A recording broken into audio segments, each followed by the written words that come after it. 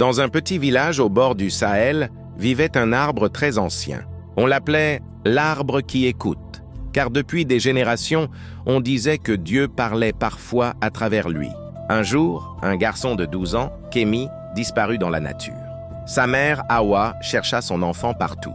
Elle parcourut le sable brûlant, interrogea les villageois, cria son nom jusqu'à ce que sa voix se brise.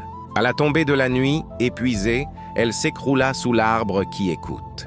Elle leva les yeux au ciel et dit « Seigneur, montre-moi où aller. J'ai besoin de toi. » Le vent se leva d'un coup. Les feuilles tremblèrent. Puis, toutes celles du côté ouest tombèrent d'un seul coup. Hawa comprit. Dieu venait de lui montrer la direction.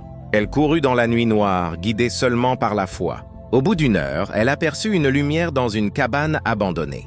Elle entra et trouva son fils, blessé aux pieds, incapable de rentrer.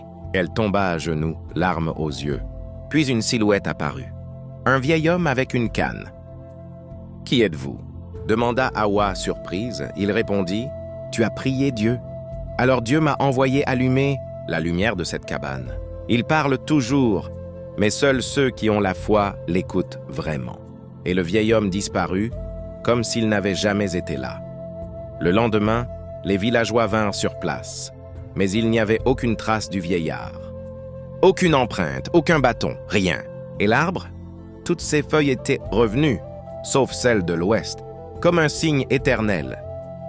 Parfois, Dieu ne parle pas avec une voix. Il parle avec un signe, un détail, un vent, une rencontre ou même une douleur.